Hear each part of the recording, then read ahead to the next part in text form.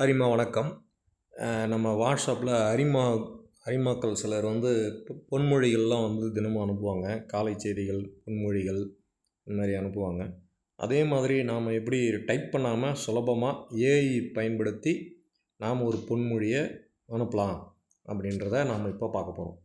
இதுக்கு நீங்கள் உங்கள் செல்ஃபோனில் ஜெமினி ஏஐ அப்படின்றத கூகுள் ப்ளே ஸ்டோரில் இன்ஸ்டால் பண்ணிக்கணும். இந்த ஆப்பில் தான் நாம் அதை செய்ய போகிறோம். ஸோ ஜெமினி ஏஐ அப்படின்ற ஆப்பை வந்து உங்கள் கூகுள் ப்ளே ஸ்டோர் மூலியாக இன்ஸ்டால் பண்ணிக்கணும். ஸோ அதை வந்து நான் ஏற்கனவே இன்ஸ்டால் பண்ணியிருக்கேன் என் மொபைல் ஃபோனில். இது வந்து பார்த்திங்கன்னா இந்த மாதிரி ஒரு ஐக்கானில் தான் இருக்கும். ஸோ நான் அதை ஓப்பன் பண்ணிக்கிறேன். டைரெக்டாக இங்கே இருக்குது பாருங்கள். நான் அதை கிளிக் பண்ணி ஓப்பன் பண்ணிக்கிட்டேன்.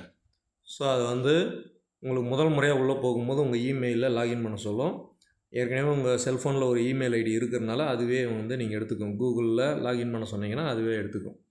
ஸோ உள்ளே போன பிறகு நம்ம என்ன பண்ணுறோம், நாம் வந்து அந்த ஏஐக்கிட்ட சொல்லணும், நமக்கு என்ன வேணுன்றதை சொல்லணும். அதுக்கு என்ன பண்ணணும் அப்படின்னா, மேலே டாப்பில் லெஃப்ட் கார்னரில் 3 கோடு மாதிரி கொடுத்துருப்பாங்க. ஸோ அந்த மேலே பார்த்தீங்கன்னா ஜெமினின்ற டைட்டிலில் லெஃப்ட் சைடில் வந்து பார்த்திங்கன்னா 3 லைன் இருக்கும். ஸோ அந்த 3 லைன் கிளிக் பண்ணிங்கன்னா உங்களுக்கு இந்த மாதிரி ஒரு லிஸ்ட்டு வரும். இந்த லிஸ்ட்டில் எக்ஸ்ப்ளோர் ஜெம்ஸ் அப்படின்னு இருக்கும். ஸோ எங்கே நான் மறுபடியும் செஞ்சு காட்டுறேன். மேலே டாப்பில் 3 கோடு இருக்கும். அதை கிளிக் பண்ணிங்கன்னா ஒரு மெனு வரும். அந்த மெனுவில் 3வது ஆப்ஷனில் எக்ஸ்ப்ளோர் ஜெம்ஸ்ன்னு இருக்கும். ஸோ அந்த எக்ஸ்ப்ளோர் ஜெம்ஸ் அப்படின்ற பேரை கிளிக் பண்ணிங்கன்னா உங்களுக்கு இந்த மாதிரி ஒரு பட்டியல் கிடைக்கும். இதில் 2வது ஐட்டம், அதாவது யுவர் ஜெம்ஸ் அப்படின்னு இருக்கு இல்லைங்களா, அதை நாம் தேர்வு செய்யணும். இப்படி தேர்வு செஞ்சோம்னா அங்கே வந்து ஒரு செய்தி காட்டும் ஒரு லைனில், you can create gems on the web here அப்படின்னு காட்டும். அந்த ஹியர் அப்படின்ற அந்த பேர் மேலே கிளிக் பண்ணிங்கன்னா போதும், உங்களுக்கு புதுசாக ஒரு ஜெம்ஸு க்ரியேட் பண்ணுற பக்கம் ஓப்பன் ஆகிடும். ஸோ இதுதான் அந்த பக்கம். இந்த பக்கத்தில் நம்ம 2 விஷயத்தை செய்யணும். அதில் வந்து ஃபஸ்ட்டு பார்த்தீங்கன்னா நேமு, 2வது இன்ஸ்ட்ரக்ஷன். ஃபஸ்ட்டு கட்டத்தில் இந்த நேம்ன்ற கட்டத்தில் பேர் கொடுக்கணும். 2வது கட்டத்தில் உங்களுக்கு இன்ஸ்ட்ரக்ஷன் கொடுக்கணும். ஸோ இதெல்லாம் ரொம்பலாம் நீங்கள் யோசனை பண்ண வேண்டியதில்லை. நேமை மட்டும் கொடுத்துக்குங்க. நான் என்ன கொடுக்குறேன்னா அரிமா செய்திகள் அப்படின்னு நான் பேர் கொடுத்துக்கிறேன். இந்த ஜெம்ஸுக்கு ஒரு பேர், அவ்வளோதான்.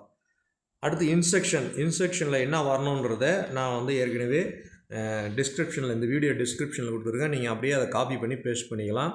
உங்களுக்கு யாருக்குன்னா வேணும்னாலும் நான் வந்து அதை வாட்ஸ்அப்பில் தனியாக அனுப்புகிறேன்.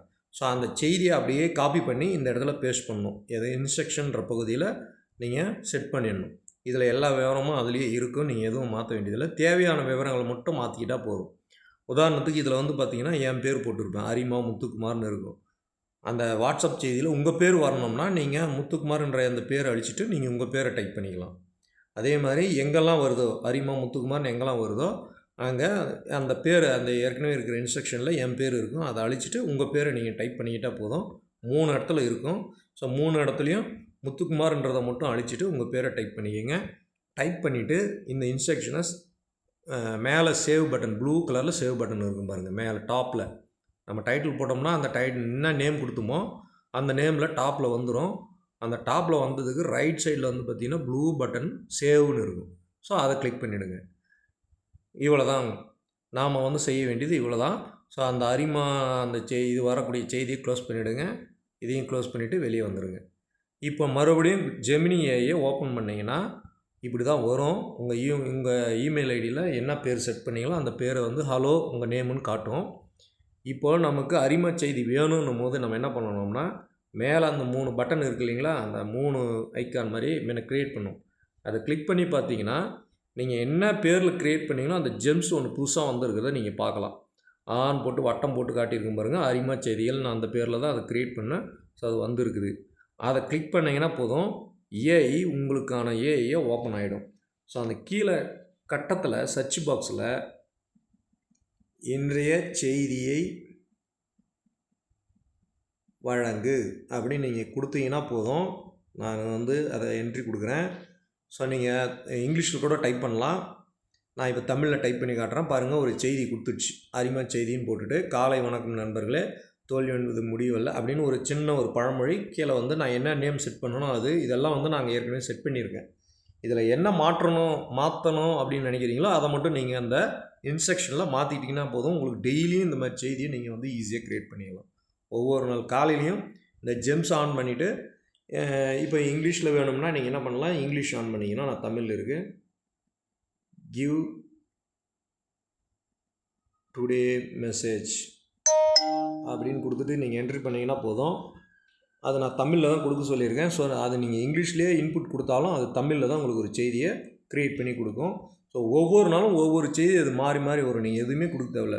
ஜஸ்ட் அந்த இன்ஸ்ட்ரக்ஷனை அதுக்கிட்ட எனக்கு இப்படி ஒன்று கொடுன்னு கேட்டிங்கனாவே போதும், அது ஒரு புதிய செய்தி கொடுக்கும். ஸோ இந்த செய்தி எப்படி நம்ம வாட்ஸ்அப்பில் அனுப்புறது?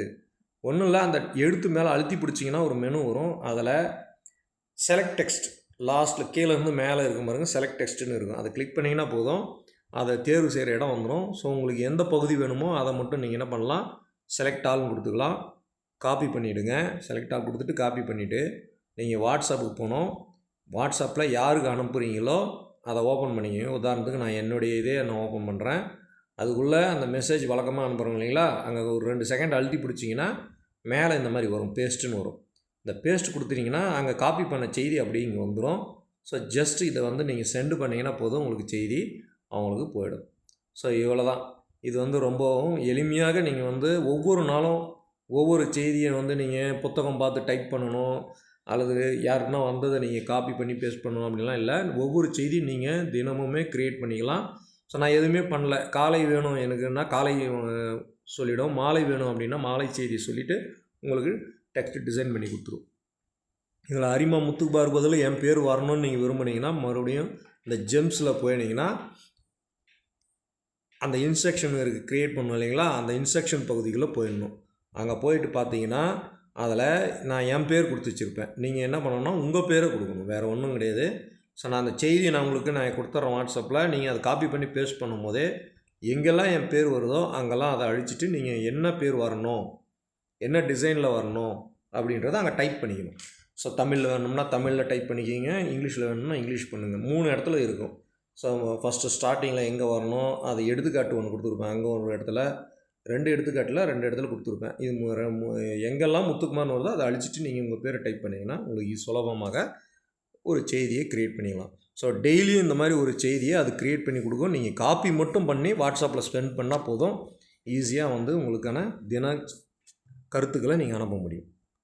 நன்றி அரிமாக்களே.